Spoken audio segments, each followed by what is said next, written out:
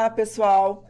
Hoje o podcast da Adri, o Adri Podcast, está recebendo aqui, nos nossos estúdios, nós estamos recebendo ela, a psicóloga clínica Maria Eduarda Jacó, vulgo minha filha.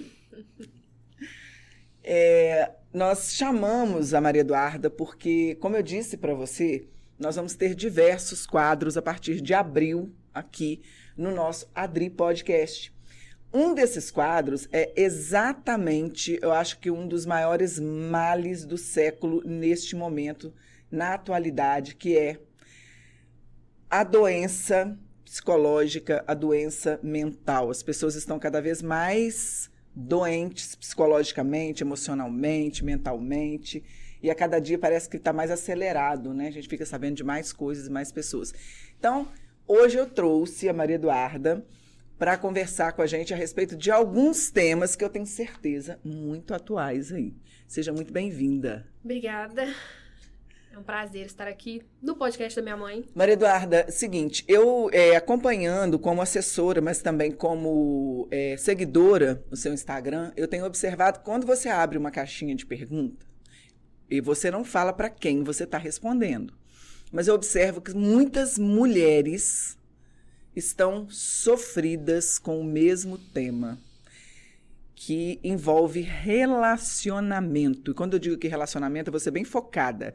Eu observo que é relacionamento amoroso, afetivo.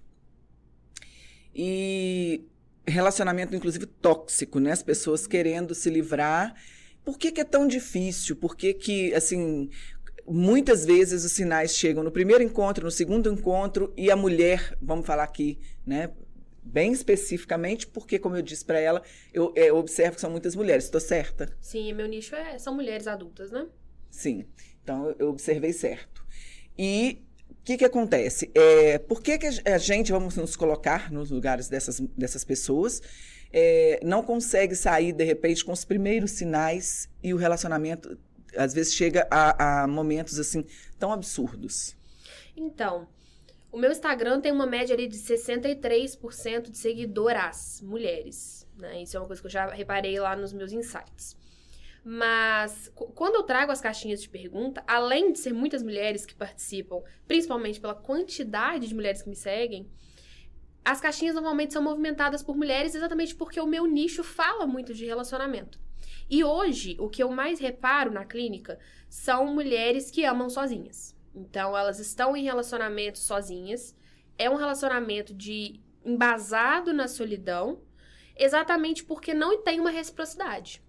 O relacionamento abusivo, eu fiz até um post atualmente sobre isso, ele nunca começa no abuso. Então, ele não começa com uma pessoa sendo proibindo alguém de fazer alguma coisa, ou sendo grosseiro, batendo, humilhando, privando. Nunca começa nesse sentido, né? O relacionamento, ele começa no mar de rosas. Normalmente, diz um relacionamento que começa com muita paixão, muito fogo, muita pressa.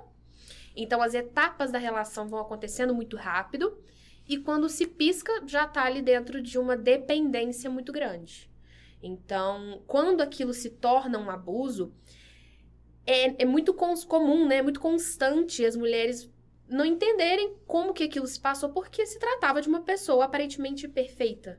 Uhum. Né? O abusador, ele costuma... O que deve dificultar ainda mais para a pessoa sair, né? E ele costuma mimetizar muito. Então, ele imita muito aquilo que ele sabe que vai colar. E isso, muitas vezes a gente fala, parece até um pouco perverso, parece uma coisa meio premeditada, mas diz de uma socialização masculina mesmo. Exatamente por isso que nós temos um número gritante dos relacionamentos abusivos conduzidos por homens. Então, a caixinha reflete muito disso, porque hoje os relacionamentos abusivos, eles falam de muitas coisas que antes não falavam, né? Hoje em dia nós temos mulheres que trabalham, nós temos mulheres que têm redes sociais, nós temos mulheres que viajam, que saem de casa.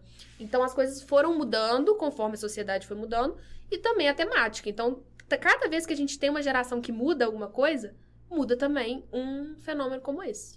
Né? Então, é exatamente por isso que aparece muito, e a clínica é muito feita disso, não de mulheres que chegam e falam, estou numa relação abusiva, mas que falam, tô tendo uma ansiedade muito grande na minha relação.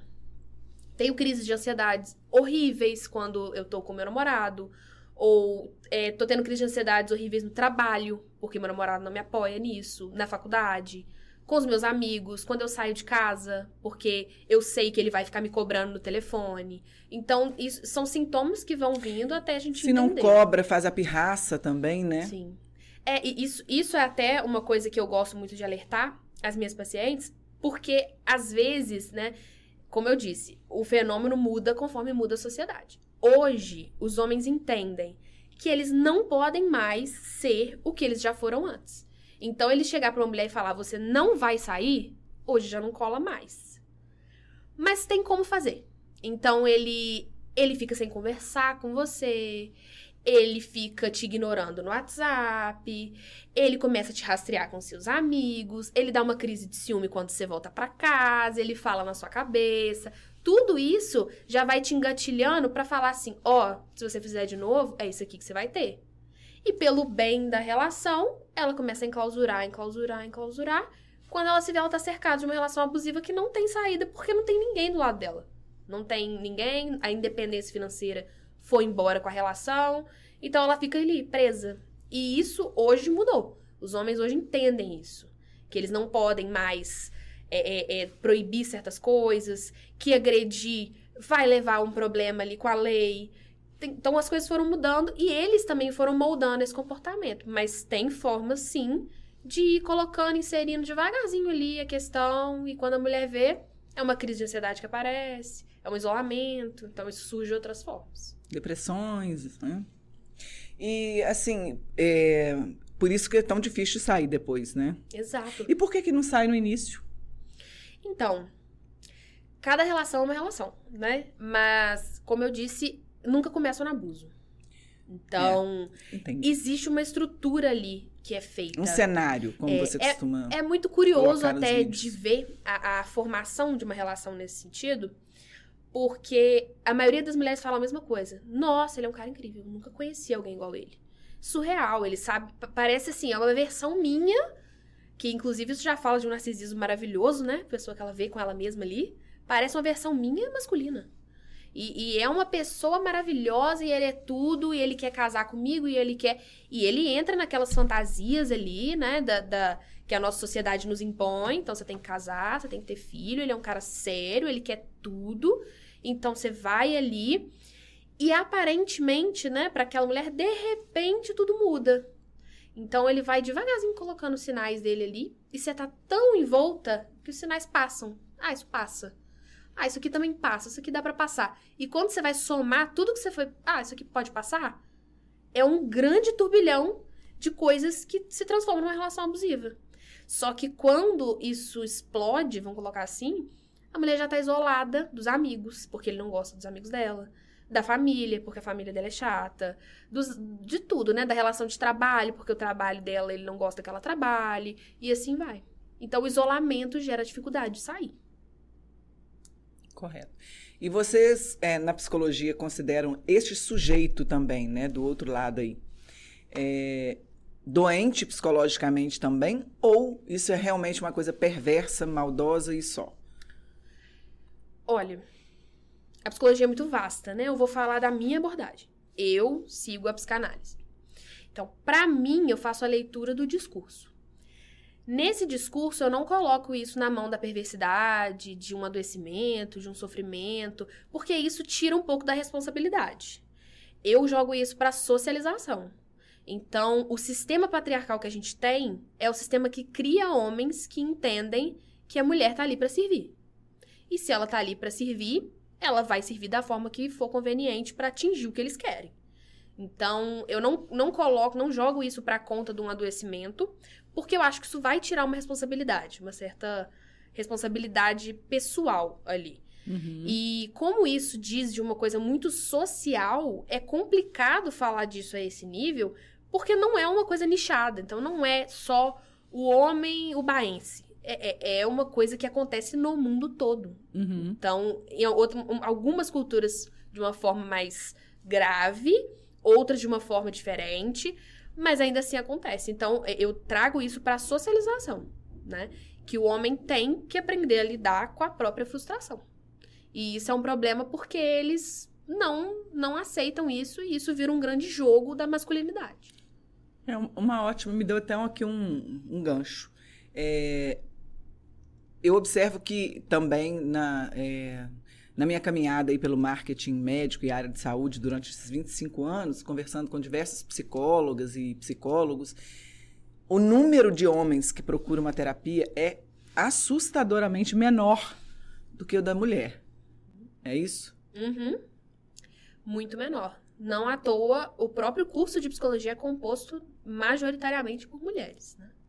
Nosso curso é feito por mulheres e nosso curso é buscado muito por mulheres. O número de homens que busca hoje uma terapia, e nem é só um psicólogo, um médico também, a gente sabe que até na medicina os homens buscam menos o autocuidado. Uhum. Não à toa são eles os maiores alvos do suicídio que a gente tem, são os homens.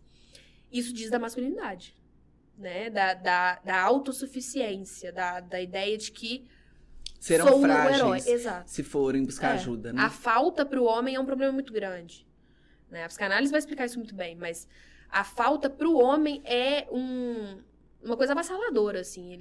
Para eles conviver com isso é impossível. Eles colocam o que for necessário na frente, mas eles não topam, sabe? Você considera que hoje o seu vamos dizer assim, direcionamento do seu trabalho maior é dentro desse setor aí, vamos dizer, se é que pode falar assim, de relacionamento? É muito curioso, porque a psicologia vive muito isso.